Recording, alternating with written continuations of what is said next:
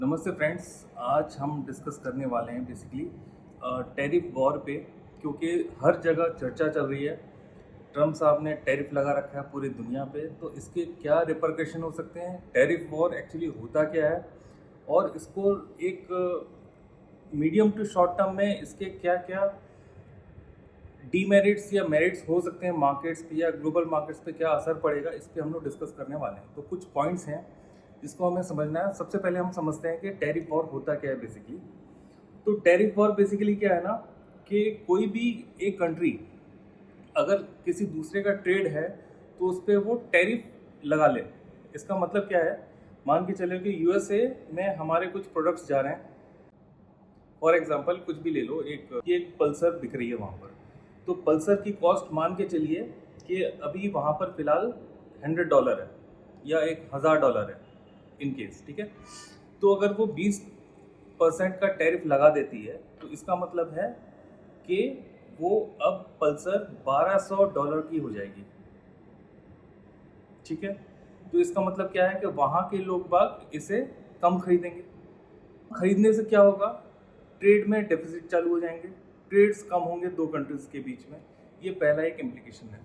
तो इसे हम समझते हैं कि आने वाले टाइम पे और क्या क्या प्रॉब्लम हो सकती है। Trade tariff war among countries को जो सिग्निफिकेंट इम्पैक्ट आएगा और इफेक्ट्स ग्लोबली क्या क्या आ सकते हैं, वो हम पहले एक बार बैक हिस्ट्री करके देख लेते हैं कि वहाँ पर क्या क्या अपॉर्चुनिटीज़ मिली थी और किस किस को ज़्यादा प्रॉब्लम्स हुई थी। तो हमें ये मालूम कि यूएस चाइना ट्रेड वॉर हुआ था लास्ट।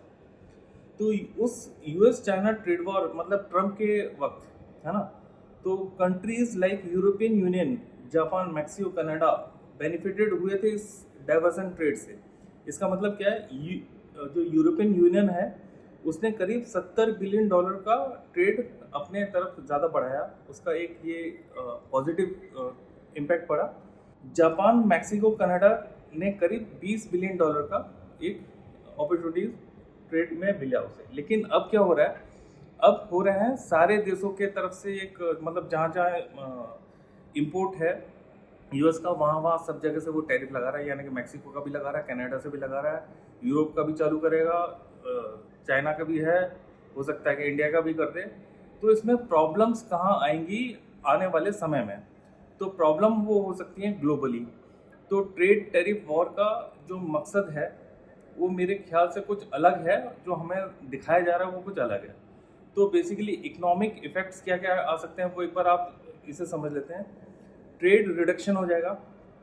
ट्रेड रिडक्शन का मतलब है कि दो देशों के बीच में इंटरनेशनल ट्रेड्स कम होने लगेंगे, पहला। दूसरा इन्फ्लेशन, टैरिफ्स अगर हाई कॉस्ट पे इंपोर्टेड गुड्स आ रही हैं किसी भी देश में, तो इसको हायर प्राइसेस में बेचना पड़ेगा किसी भी डिस्ट्रीब्यूटर को, डीलर को, या जो भी कंपनी माल बेच रही है। तो उससे होगा क्या कि कंजम्पशन जो है वो थोड़ा कम हो जाएगा, क्योंकि आपके टैरिफ्स हाई हैं या आपका प्राइस कमोडिटी का बहुत हाई है। दूसरा क्या है, जीडीपी कॉन्ट्रैक्शन होगा। जो जीडीपी फिलहाल देशों की हैं उसमें थोड़े कॉन्ट्रैक्शंस चालू हो जाएंगे। कॉन्ट्रैक्शन मतलब है अगर कंजप्शन कम होगा तो जाहिर सी बात है कि जीडीपी कम हो जाएगी, लोग बाग कंज्यूम कम करेंगे और बहुत लंबे तक चले तो इसका स्लो डाउन में इम्पैक्ट बहुत जल्दी आ जाएगा। कि यानी कि बाजार में स्लो डाउन, सारे बाजार में मतलब इंटरनेशनल सारे बाजार में स्लो डाउन चालू हो जाएंगे।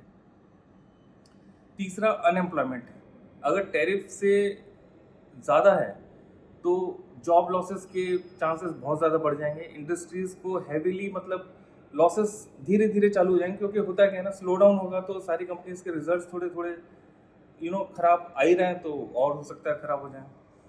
तो हमने इकोनॉमिक तौर पे क्या क्या देखा है कि ट्रेड रिडक्शन चालू हो जाएंगे, इन्फ्लेशन, जीडीपी कॉन्ट्रैक्शन और अनएम्प्लॉयमेंट ये बढ़ जाएगा, पहला। दूसरा मार्केट इफेक्ट्स, मार्केट में इसके इफेक्ट्स कैसे हो सकते हैं, टैरिफ वोलेटाइल रहेंगे, पहला। करेंसी फ्लक्चुएशंस बहुत चालू हो जाएंगे। कमोडिटी प्राइसेस चेंजेस, बहुत सारे कमोडिटी में प्राइस चेंजेस हो सकते हैं, जैसे आने वाले वक्त में क्रूड ऑयल के या जो भी कमोडिटी यूज़ होते हैं मेटल्स वगैरह में, उन सब में हमें बहुत सारी चीज़ों में ऊपर या नीचे दिखने को मिल जाएगा।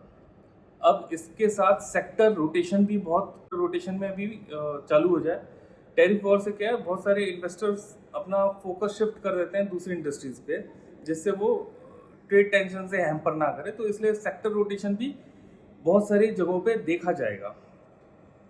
इंडस्ट्री स्पेसिफिक इफेक्ट्स अगर देखा जाए तो ऑटोमोटिव टैरिफ से क्या होगा कि इंपोर्ट्स हायर होंगे, प्राइसेस ज़्यादा हाई होगा, तो जो क्लाइंट्स को जो एंड प्रोडक्ट मिल रहा है वो बहुत ज़्यादा हाई हो जाएगा, यानी कि कार के या टू व्हीलर के दाम आने वाले वक्त में बढ़ सकते हैं। एग्रीकल्चर पे क्या इम्पैक्ट पड़ेगा? Tariff on agriculture import can lead to higher prices for consumers and reduce exports for farmers. तो यहाँ भी एक समस्या आ सकती है। टेक्नोलॉजी के क्षेत्र में tariff on technology import can lead to higher prices for consumers and reduce sales for the manufacturers. तो टेक्नोलॉजी में भी कुछ प्रॉब्लम है। मैन्युफैक्चरिंग में भी ये थोड़ा आपको शिफ्ट दिखेगा कि जहाँ जहाँ हम इंपोर्ट वाली चीज़ें हैं उसमें शायद हम लोग कम मैन्युफैक्चरिंग करने लगे हैं, है ना। ग्लोबल मार्केट्स पे इसका क्या इम्पैक्ट करेगा, ये सबसे मेन इंपॉर्टेंट है। ये सब जो पॉइंट्स थे तो ये तो आप स्किप कर दो, या जस्ट एक नॉलेज के लिए आपने सुन लिया। ग्लोबल मार्केट में जो प्रॉब्लम आने वाली है वो है ग्लोबल ट्रेड स्लो डाउन। इसका मतलब है दुनिया भर के आने वाले क्वार्टर में जो रिजल्ट्स हैं वो शायद ख़राब हों, बहुत सारे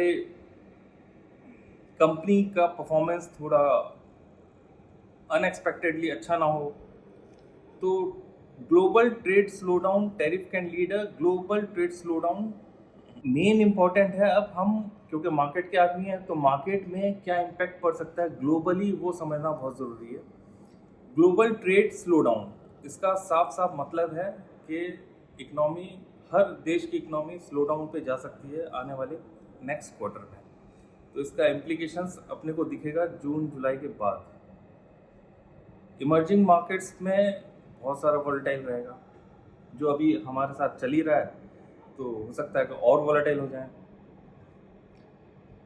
ग्लोबल इकोनॉमिक्स अनस्टेबिलिटी, तो अब क्योंकि ट्रेड टैरिफ वॉर है तो आपको स्टेबिलिटी के नाम पे तो कुछ मिलने वाला नहीं है, तो इससे थोड़ा हमें बच के रहना पड़ेगा।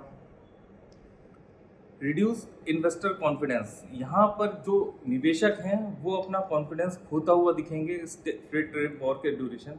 तो ये जो आने वाले वक्त है ना, 3-4 महीने, वो थोड़े बहुत पैनिक वाले हो सकते हैं ग्लोबली। इंडिया के लिए, क्योंकि इंडियन मार्केट्स ऑलरेडी टूट चुके हैं, जब तक अब मार्केट रुकेगा कभी, मार्केट रुक सकता है केवल 2 ही सपोर्ट हैं।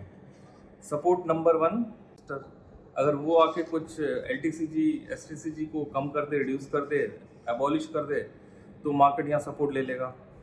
और अगर इस माल बेचना कम कर दें तो भी सपोर्ट ले लेगा। तो ये 2 इम्पॉर्टेंट पैरामीटर, बाकी वो निफ्टी 21,300 आ जाए, 21,800 आ जाए, 20,000 हो जाए, उससे कोई मतलब नहीं है, क्योंकि एक ही तरफ से धारा प्रवाह से वो माल बेचे जा रहे हैं। तो इसमें फंडामेंटल और टेक्निकल काम करने वाले नहीं हैं। और जो ना समझे हो ना, तो ये बहुत इंपॉर्टेंट 4-5 लाइन है जो हमने डिस्कस कर लिया है, इसका जरूर ध्यान रखें। आने वाले वक्त में मार्केट थोड़े इसके लिए सेटबैक दे सकते हैं। इन्फॉर्मेशन अच्छी लग रही है आपको तो अपने दोस्तों को जरूर शेयर कीजिए, ताकि उनका भी कुछ भला हो सके। मतलब ऐसा इन्फॉर्मेशन जिससे एटलीस्ट पैसा बच जाए, वो ज़्यादा इंपॉर्टेंट है आज की डेट में, क्योंकि इन्वेस्टमेंट का तो मतलब ही नहीं रह गया, क्योंकि मार्केट में बहुत ज़्यादा सेलिंग है।